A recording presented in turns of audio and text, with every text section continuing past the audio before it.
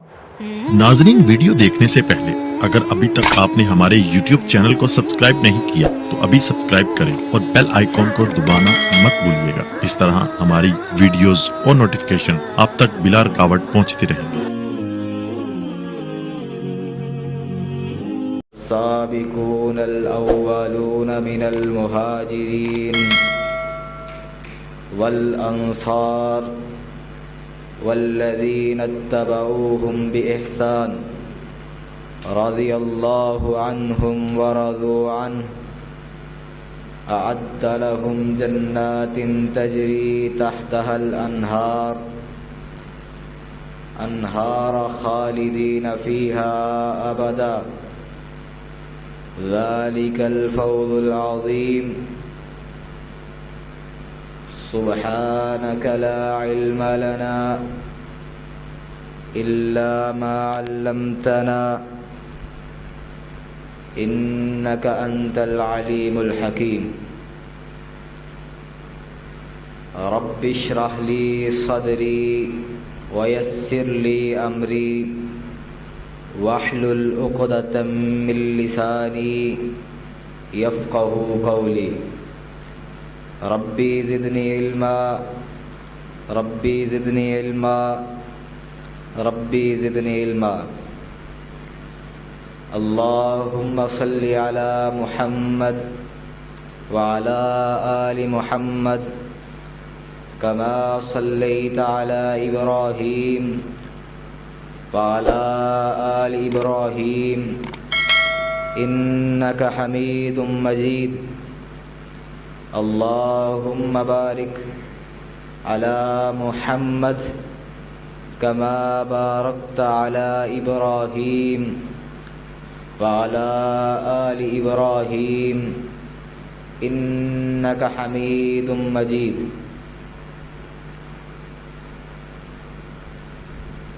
آج کی گفتگو میں صحابہ اکرام کے تعلق سے کچھ منہجی نکات بیان کیے جائیں گے۔ پہلا منہجی نکتہ، شرف صحابیت کیا ہے؟ اسے سمجھنے کے لیے صحابی کی تعریف کو سمجھیں۔ حافظ ابن حجر نے صحابی کی بہت جامع ترین تعریف فرمائی۔ الصحابی من لقی النبی مؤمنا بہ ومات علی الاسلام۔ صحابی وہ ہے جس نے رحمت کائنات صلی اللہ علیہ وآلہ وسلم سے ملاقات کی اور آپ پر ایمان بھی لایا، اور اسی ایمان پر ہی اس کی وفات ہو گئی۔ اس تعریف پر غور کریں، اس کے اندر ثبوت صحابیت کے لیے 4 شرطیں وارد ہیں۔ پہلی شرط محمد الرسول اللہ صلی اللہ علیہ وسلم سے ملاقات ہو۔ دوسری شرط یہ ملاقات بحالت ایمان ہو۔ تیسری شرط یہ ایمان محمد الرسول اللہ صلی اللہ علیہ وآلہ وسلم پر ہو، نہ کہ عیسیٰ علیہ السلام پر۔ چوتھی شرط اسی ایمان پر ہی اس کی وفات ہو گئی ہو، مرتد نہ ہوا ہو۔ اب آئیں اس تعریف کی توضیح سماعت فرمائیں۔ ثبوت صحابیت کے لیے پہلی شرط یہ تھی کہ نبی اکرم صلی اللہ علیہ وآلہ وسلم سے ملاقات ہو۔ وہ ملاقات خواہ چھوٹی ہو، خواہ بڑی ہو، خواہ چند لمحات کی ہو، خواہ پوری زندگی کی ہو۔ مسند احمد میں ہے، ایک شخص نجد سے رحمت کائنات صلی اللہ علیہ وسلم کے پاس آیا، کہنے لگا اخبرنی بعمل اذا عملتہ دخلت الجنہ، اے اللہ کے رسول مجھے ایسا عمل بتلائیں جو میرے لیے جنت میں داخلے کا سبب بن جائے، یعنی جس عمل کی وجہ سے میں جنت میں داخل ہو جاؤں۔ رحمت کائنات نے اسے ارکان اسلام کی تعلیم دی، 5 بنیادی ارکان، شہادتین کا اقرار، نماز، روزہ، حج اور زکوٰۃ۔ اس نے بات کو بہت ہی غور سے سنا اور سمجھا اور یہ عزم کر کے واپس پلٹا کہ ہو بہو یہی تعلیم جا کر اپنی قوم کو بھی دے گا۔ ابھی اپنی اونٹنی پر سوار ہو کر چلا ہی تھا کہ اچانک اس کی اونٹنی کا پاؤں چونٹیوں کے بل میں داخل ہو گیا، جس سے اس کی اونٹنی کا توازن بگڑ گیا اور گردن کے بل زمین پر گر گیا، جس سے اس کا منکا ٹوٹ گیا اور فوراً ہی منصب شہادت پر فائز ہو گیا۔ رحمت کائنات کو جب پتہ چلا، فرمایا اس کی میت کو میرے پاس لے آؤ۔ تمام صحابہ اکرام اس کی میت کو اٹھا کر رحمت کائنات کے پاس لے آئے۔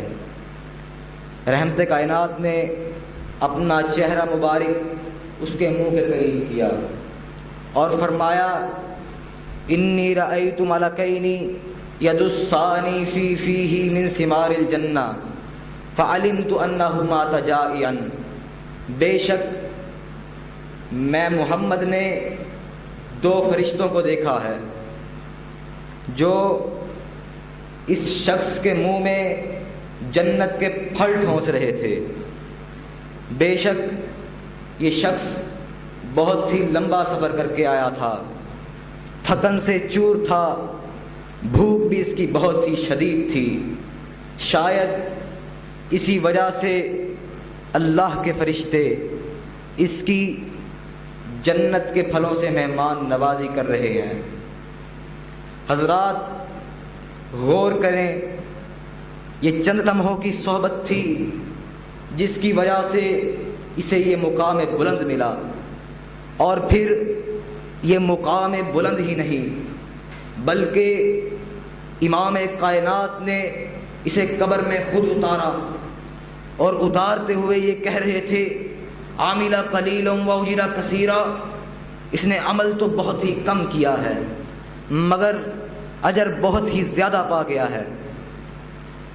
یہ چند لمحوں کی صحبت، یہ چند لمحے نبی کریم صلی اللہ علیہ وسلم کے پاس گزارنے والے کا یہ عالم ہے، تو اس پاک باز کا کیا عالم ہوگا جو سفر و حضر ہر وقت، ہر لمحہ، ہر آن نبی کے ہمراہ رہا، جو مکہ میں بھی ہمراہ رہا، جو سفر ہجرت میں بھی ہمراہ رہا، جو مدینہ میں بھی ہمراہ رہا، جو آج انتقال کے بعد حجرہ عائشہ میں پیغمبر کے ہمراہ محو استراحت ہے۔ نفخہ ثانیہ کے بعد جب لوگوں کو اٹھایا جائے گا، ہمارا یہ ایمان ہے صدیق اکبر پیغمبر کے ہمراہ ہوگا، جو حشر میں بھی ہمراہ ہوگا، جو جنت میں بھی ہمراہ ہوگا۔ آج اس موقع پر میں بلا موازنہ یہ بات کہنا چاہتا ہوں کہ لاؤ نبی کی زندگی کا ایک موقع ایسا دکھاؤ جہاں علی ہو صدیق نہ ہو۔ آؤ ہم ایسے بے شمار موقع دکھاتے ہیں جہاں صدیق تو ہیں، رحمت کائنات تو ہیں، لیکن علی نہیں ہے۔ المختصر میں یہ عرض کر رہا تھا کہ صحابی وہ ہے جس نے رحمت کائنات سے ملاقات کی ہو۔ یہ ملاقات خواہ چھوٹی ہو خواہ بڑی ہو، ثبوت صحابیت کے لیے دوسری شرط، یہ ملاقات بے حالت ایمان ہو۔ رحمت کائنات سے کافر بھی ملتے تھے، یہودی بھی ملتے تھے، عیسائی بھی ملتے تھے، منافقین بھی ملتے تھے، مشرکین بھی ملتے تھے، مگر وہ ایمان نہیں لائے، لہٰذا وہ صحابی نہیں ہو سکتے۔ ثبوت صحابیت کے لیے چوتھی شرط، اسی ایمان پر ہی اس کی وفات ہو گئی ہو، مرتد نہ ہوا ہو۔ حضرات، جو شخص ایمان تو لایا مگر بعد میں مرتد ہو گیا، وہ صحابی نہیں ہو سکتا۔ عبداللہ ابن خطل اسلام لایا مگر بعد میں مرتد ہو گیا، بلکہ رحمت کائنات کی حجب کرتا تھا، مذمت کرتا تھا۔ فتح مکہ کے موقع پر رحمت کائنات صلی اللہ علیہ وسلم نے سب لوگوں کو امان دے دی، مگر فرمایا عبداللہ ابن خطل کے جرائم نہایت ہی سنگین ہیں، اسے قتل کر دو، کیونکہ یہ اسلام لایا بعد میں مرتد ہو گیا۔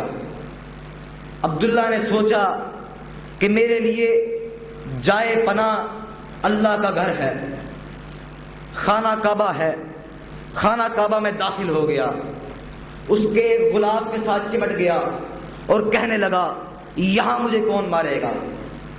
صحابہ اکرام رضوان اللہ علیہم اجمعین رحمت کائنات کے پاس آئے، کہنے لگے یا رسول اللہ، عبداللہ متعلق باستار الکعبہ، عبداللہ خانہ کعبہ کے غلاف کے ساتھ چمٹے بیٹھا ہے، اب ہم کیا کریں؟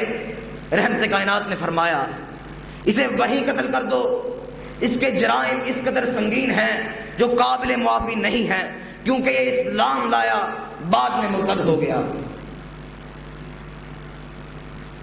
دوسرا منہجی نقطہ،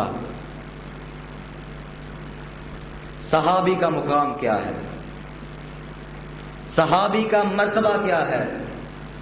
صحیح بخاری میں ہے، رحمت کائنات نے فرمایا ایک زمانہ آئے گا اہل اسلام کی ایک جماعت جہاد کے لیے نکلے گی، پوچھا جائے گا هل فیکم من صاحب رسول اللہ فیقولون نعم فیفتح لہم، کیا تم میں محمد کا کوئی صحابی موجود ہے؟ ایک شخص اٹھے گا اور کہے گا ہاں میں محمد کا صحابی ہوں۔ ایک صحابی کی برکت سے اللہ تعالیٰ پورے لشکر کو فتح یاب کر دے گا۔ یہ زمانہ بیت جائے گا، اہل اسلام کی ایک جماعت دوبارہ جہاد کے لیے نکلے گی، پوچھا جائے گا هل فیکم من صاحب اصحاب رسول اللہ فیقولون نعم فیفتح لہم، کیا تم میں کوئی ایسا شخص موجود ہے جو خود تو صحابی نہیں ہے مگر اس نے محمد کے کسی صحابی کو دیکھا ہے؟ ایک شخص اٹھے گا اور کہے گا ہاں میں نے محمد کے فلاں صحابی کو دیکھا ہے۔ ایک تابعی کی برکت سے اللہ تعالیٰ پورے لشکر کو فتح یاب کر دے گا، پھر یہ زمانہ بیت جائے گا، پھر دوبارہ اہل اسلام کی ایک جماعت جہاد کے لیے نکلے گی، پوچھا جائے گا هل ترون فیکم احدا رعا من رعا احدا رعا اصحاب النبی، کیا تم میں ایسا شخص موجود ہے جس نے ایسے شخص کو دیکھا ہے جس نے محمد کے کسی صحابی کو دیکھا ہے؟ ایک تبع تابعی اٹھے گا اور کہے گا میں نے ایسے شخص کو دیکھا ہے جس نے محمد کے کسی صحابی کو دیکھا ہے۔ ایک تبع تابعی کی وجہ سے اللہ تعالیٰ پورے لشکر کو فتح یاب کر دے گا۔ حضرات، پتہ چلا تبع تابعی کا وجود امت کے لیے باعث رحمت ہے، تابعی کا وجود امت کے لیے باعث رحمت ہے، صحابی کا وجود امت کے لیے باعث رحمت ہے۔ تبع تابعی کا وجود امت کے لیے باعث رحمت ہوا تابعی کی وجہ سے، تابعی کا وجود امت کے لیے باعث رحمت ہوا صحابی کی وجہ سے، صحابی کا وجود امت کے لیے باعث رحمت ہوا محمد الرسول اللہ صلی اللہ علیہ وسلم کی وجہ سے۔ تو حضرات پھر مجھے کہنے دیجئے، ابو بکر کا وجود امت کے لیے باعث رحمت ہے، عمر کا وجود امت کے لیے باعث رحمت ہے، عثمان کا وجود امت کے لیے باعث رحمت ہے، علی کا وجود امت کے لیے باعث رحمت ہے، عبد الرحمن بن عوف کا وجود امت کے لیے باعث رحمت ہے، زبیر بن عوام کا وجود امت کے لیے باعث رحمت ہے، طلحہ بن عبید اللہ کا وجود امت کے لیے باعث رحمت ہے، امین هذه الامہ ابو عبیدہ بن جراح کا وجود امت کے لیے باعث رحمت ہے، سعد بن ابی وقاص کا وجود امت کے لیے باعث رحمت ہے، خال المؤمنین امیر معاویہ کا وجود امت کے لیے باعث رحمت ہے، ابو سفیان بن حرب کا وجود امت کے لیے باعث رحمت ہے، سعید بن زید کا وجود امت کے لیے باعث رحمت ہے، تمام اہل احد کا وجود امت کے لیے باعث رحمت ہے، تمام اہل بدر کا وجود امت کے لیے باعث رحمت ہے، تمام اہل احزاب و خندق کا وجود امت کے لیے باعث رحمت ہے، تمام اہل تبوک کا وجود امت کے لیے باعث رحمت ہے، حتیٰ کہ روئے زمین پر ہر صحابی کا وجود امت کے لیے باعث رحمت ہے۔ صحابی کا مقام کیا ہے؟ تم کیا جانو صحابی کا مقام کیا ہے؟ صحیح بخاری میں ایک حدیث ہے، رحمت کائنات نے فرمایا لا تسبوا اصحابی فوالذی نفسی بیدہ فلو ان احدکم انفق مثل احد ذهبا ما بلغ مد احدهم ولا نصیفہ۔ میرے کسی صحابی کو برا مت کہو، میرے کسی صحابی کو برا مت کہو۔ اگر تم میں سے کوئی شخص احد پہاڑ کے برابر سونا خرچ کرتا ہے، احد پہاڑ کے برابر، تو اس کا احد پہاڑ کے برابر سونا خرچ کرنا میرے صحابی کا ایک مد نوش ٹانگ کا مقابلہ نہیں کر سکتا، بلکہ عام آدمی کا احد پہاڑ کے برابر خرچ کیا ہوا سونا صحابی کا نصف مد 4.5 ٹانگ کا بھی مقابلہ نہیں کر سکتا۔ فتح الباری میں ہے انفق مثل احد ذهبا كل يوم، اگر کوئی شخص احد پہاڑ کے برابر سونا خرچ کرتا ہے، وہ روز ایسا کرتا ہے اور پوری زندگی مسلسل ایسا کرتا ہے، تب بھی صحابی کے 9 ٹانگ یا 4.5 ٹانگ کا مقابلہ نہیں کر سکتا۔ حضرات قابل غور بات یہ ہے، یہ الفاظ آپ نے کب اور کس موقع پر ارشاد فرمائے؟ جب خالد بن ولید اور عبد الرحمن بن عوف کے درمیان تلخی ہو گئی، خالد بن ولید کی زبان سے عبد الرحمن بن عوف کے بارے میں نامناسب کلمات نکلے، رحمت کائنات نے اس موقع پر فرمایا لا تسبوا اصحابی، لا تسبوا اصحابی، لا تسبوا اصحابی، میرے کسی صحابی کو برا مت کہو، میرے کسی صحابی کو برا مت کہو، خبردار میرے کسی صحابی کو برا مت کہو۔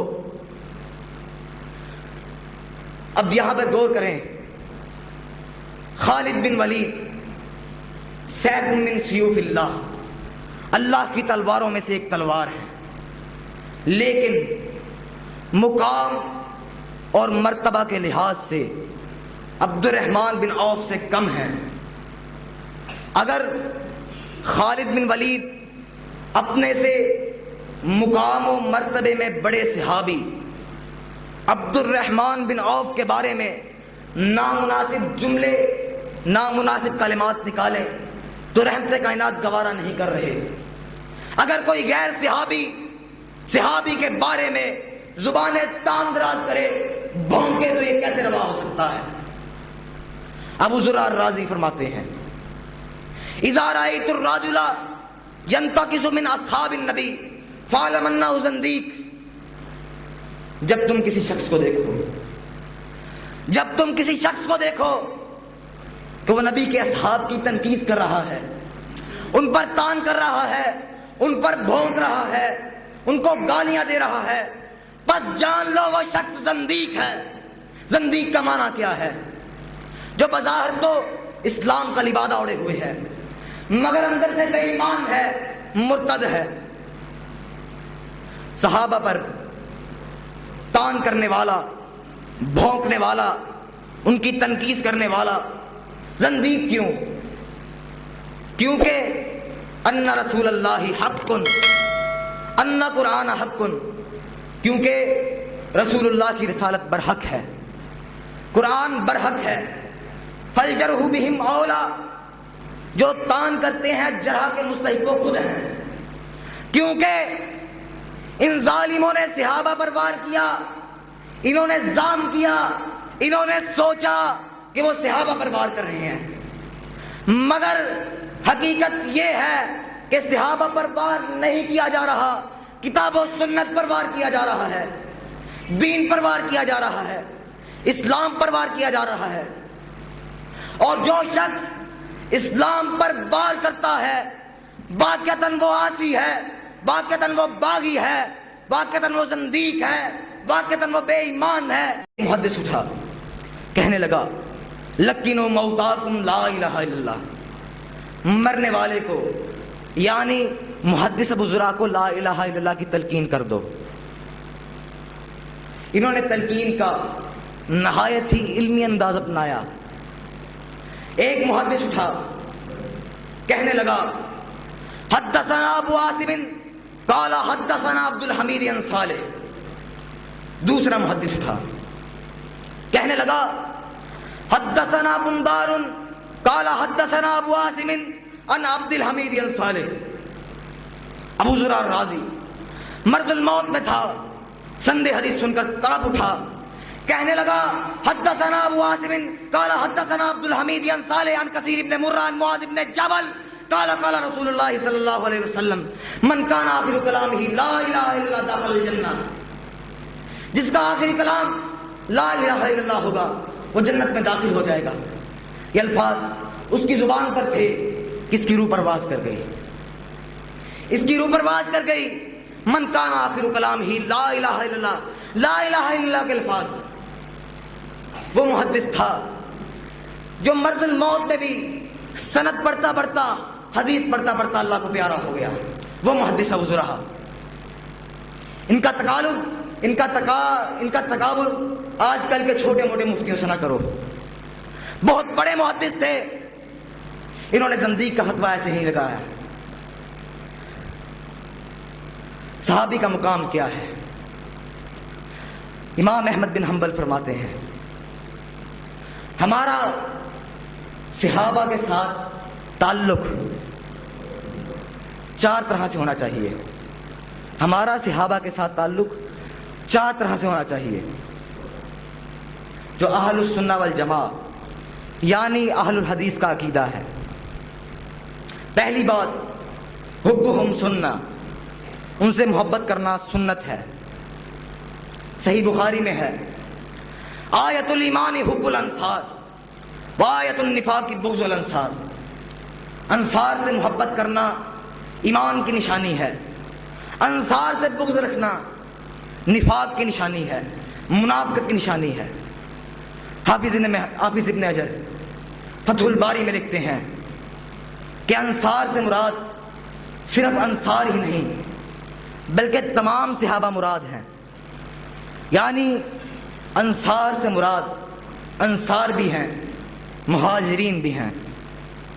دوسری بات الدعاء لہم قربا، ان کے لیے دعا کرنا قربت کا ذریعہ ہے۔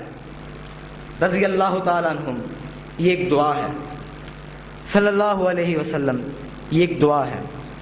یہاں پر میں غلطی کی تصحیح کرنا چاہتا ہوں، بعض لوگ صحابہ اکرام کے نام کے اوپر چھوٹا سا را اور سواد لکھ دیتے ہیں، بعض لوگ نبی کریم صلی اللہ علیہ وآلہ وسلم کے نام کے اوپر چھوٹا سا سواد لکھ دیتے ہیں، یہ طریقہ درست نہیں۔ دعا دینی ہے تو پوری دینی چاہیے۔ رضی اللہ عنہم صلی اللہ علیہ وسلم۔ تیسری بات الاقتداء بہم وسیلہ، صحابہ کے منہج کی پیروی جنت کے حصول کا ذریعہ ہے۔ السابقون الاولون من المہاجرین والانصار والذین اتبعوہم باحسان رضی اللہ عنہم ورضوا عنہ اعد لہم جنات تجری تحتها الانہار خالدین فیہا ابدا ذالک الفوز العظیم۔ اس آیت پر غور کریں، اس میں 3 گروہوں کا ذکر ہے. پہلا گروہ السابقون الاولون من المہاجرین، مہاجرین صحابہ کرام میں سے سبقت لے جانے والے. اس کی تعیین میں اختلاف ہے. بعض نے کہا اس سے وہ صحابہ مراد ہیں جنہوں نے مکہ میں اپنی جائیدادیں چھوڑی، مال و ملال چھوڑا، گھر بار چھوڑے، اولادیں چھوڑی. بعض نے کہا اس سے 2 قبلوں کی طرف، بیت اللہ اور بیت المقدس کی طرف منہ کر کے نماز پڑھنے والے صحابہ مراد ہیں. بعض نے کہا اس سے بدری صحابہ مراد ہے. بعض نے کہا اس سے بیت رضوان کے شرکاء مراد ہیں. بعض نے کہا اس سے فتح مکہ والے صحابہ مراد ہیں.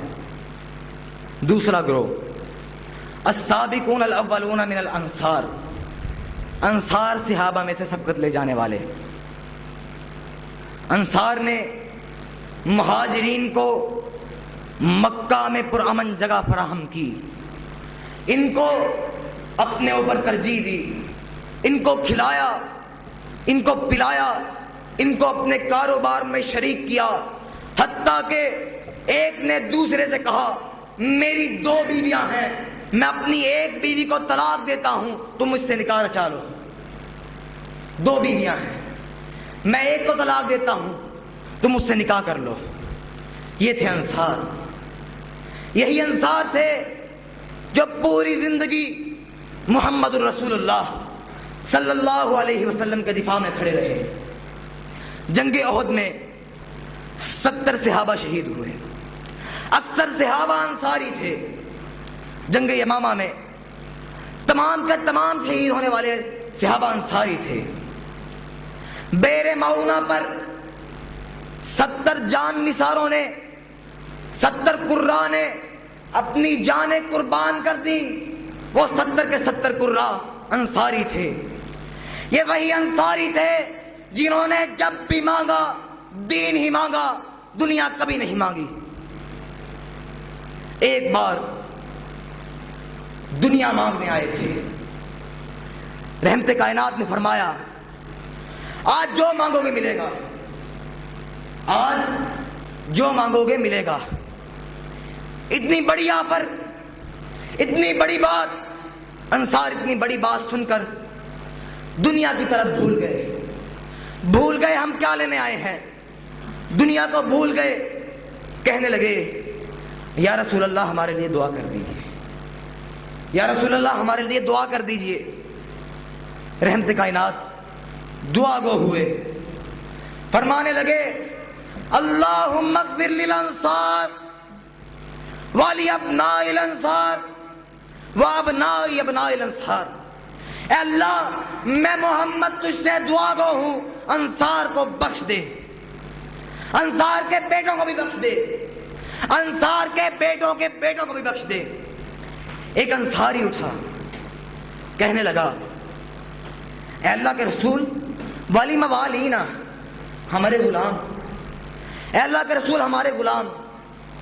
رحمت کائنات فرمانے لگے والی موالی الانصار، اے اللہ میں محمد تجھ سے دعا ہوں انصار کے غلاموں کو بھی بخش دے. یہ تھے انصار. ابن عباس رضی اللہ تعالیٰ عنہ ایک موقع پر لوگوں سے پوچھتے ہیں آج کیا دن ہے؟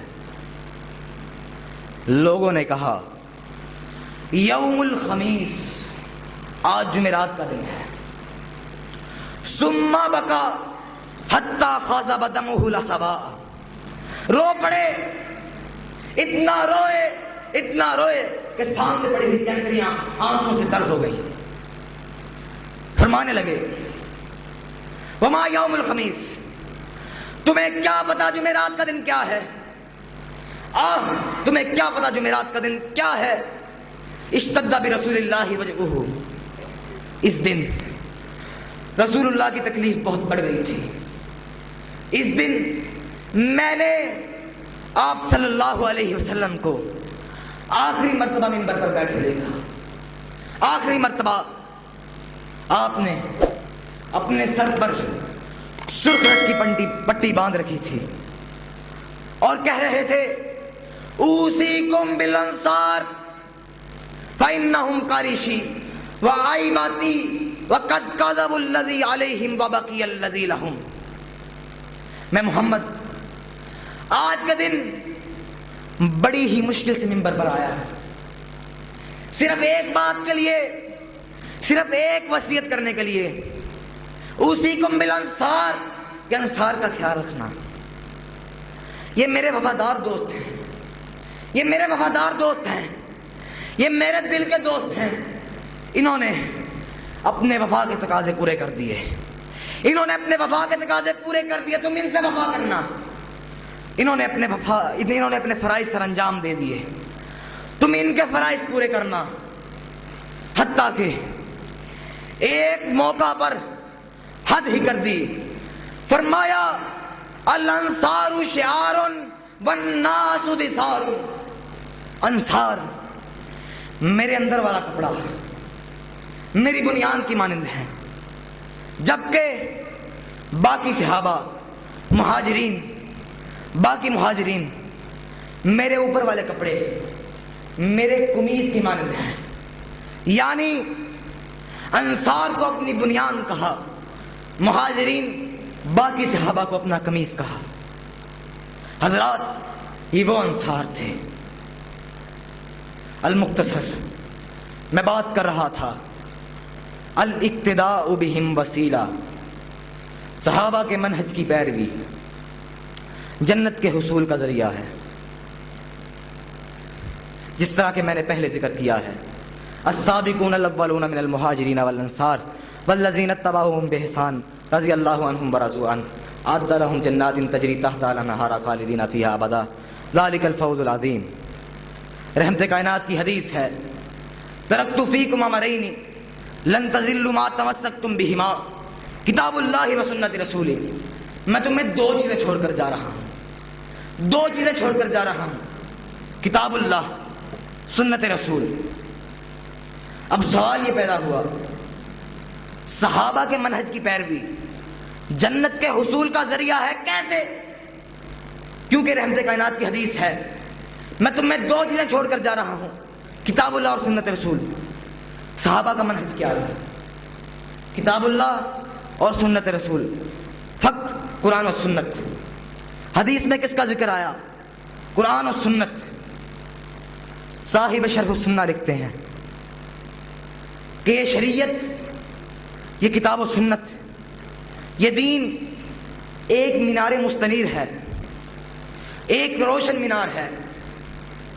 पुराने वक्तों में जब लोग सफरों के लिए रवाना होते तो मीनार मुस्तनीर, रोशन मीनार से रहनुमाई तलब करते, उसको देखते अपनी मंजिल मकसूद तक पहुंच जाते।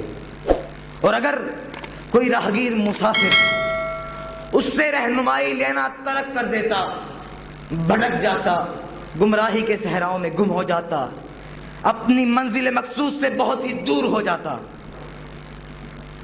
हजरात साहिब शरह सुन्ना लिखते हैं, बिल्कुल इसी तरह किताब और सुन्नत, शरीयत मीनार मुस्तनीर की मानंद है।